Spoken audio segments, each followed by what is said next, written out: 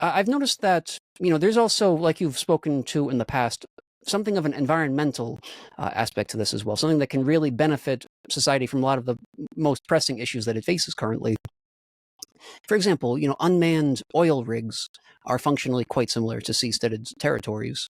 So I do know that the nonprofit organization Eco Rigs has reported that unmanned oil rigs gather 10 times the quantity of fish that the Flower Gardens Fish Sanctuary does. And to be clear, I'm talking about quantity of fish per unit area.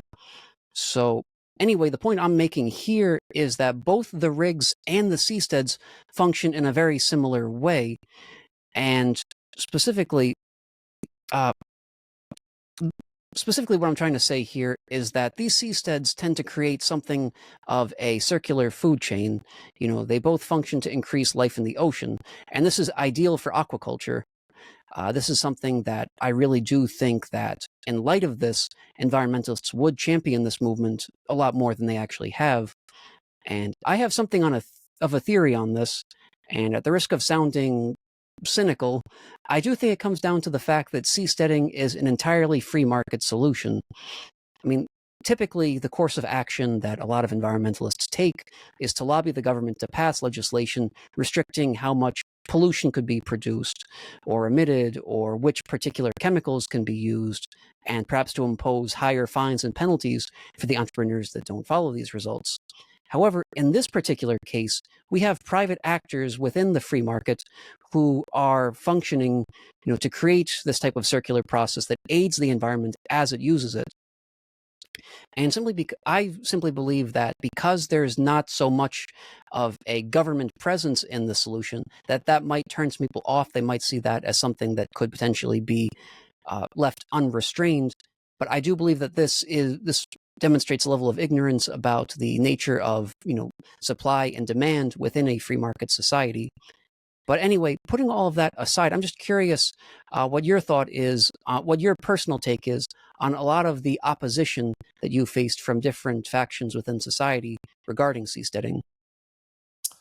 Everything you argue about in politics can be solved by seasteading. And seasteaders can offer environmentalists a much better deal than argue with the government to control polluters, which is that every seastead you build increases the amount of life on the ocean. Fish love things that are permanently floating at sea. Coral loves things that are permanently at sea. That organization, Eco Rigs, requires a complete paradigm shift in how people think about things. They look at oil rigs and say, oh, look, isn't it ugly? And don't realize that most of the ocean is a lifeless desert. And as soon as there's something solid out there, life starts to attach to it. And in a very short order, an ecosystem starts to grow on this thing. And so when the oil rig is being decommissioned, suddenly environmentalists are motivated to say, don't tear that thing down, don't decommission it. We have a massive amount of coral and fish and things that have made it their home, and they're breeding there, and it's just getting more and more rich, and scuba divers love to go there and look at it. So imagine if you're living on a seastead, you can point to any environmentalist who lives on land and say, man, when you built your land home, you had to destroy life on that spot in order to build your foundation. But when I built my foundation on the sea, I provided a home for life to cling to.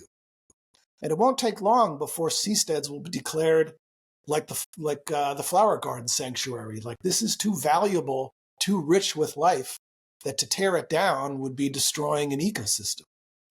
So seasteads are a way to pull carbon out of the ocean with the coral that naturally will grow on it. It's a way to provide homes for life. A lot of people are trying to restore life to the ocean by building solid structures made of steel in the ocean so that coral will grow on it, and then mussels will attach to it, and oysters will attach to it. And if you have an underwater room on your seastead, you can look out your window at your coral garden that will be growing more rich every day. And this is a natural process that happens on solid structures all over the sea. Now, the The thing I haven't spoken about, the key problem that needs to be solved with seasteads, is they need to stay out there forever.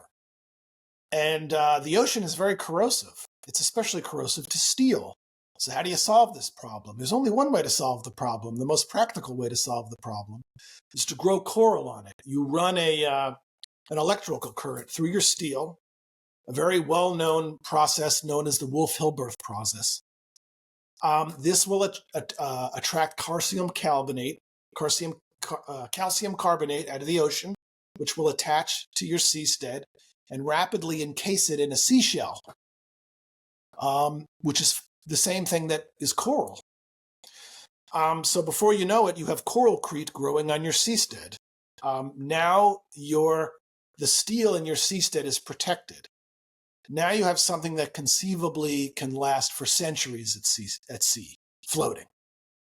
And it can also easily be towed about without damaging the life on it, depending on how far you go. So this seasteading is a complete paradigm shift where you move beyond this sustainability idea.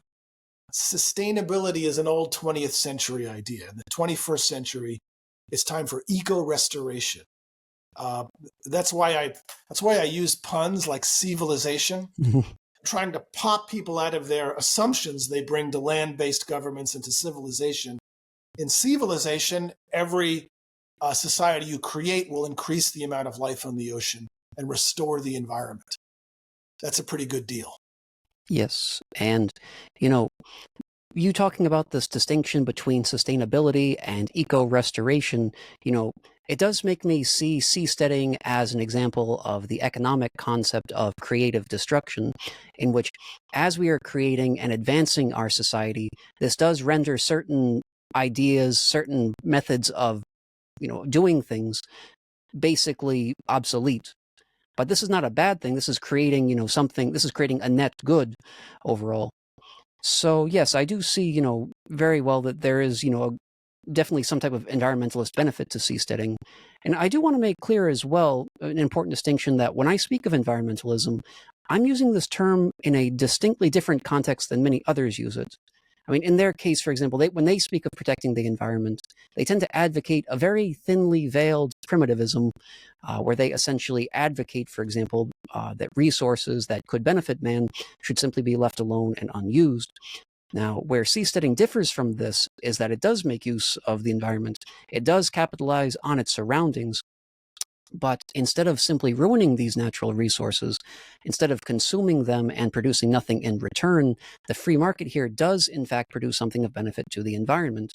So it's by its very use of the environment that it's able to actually save the environment.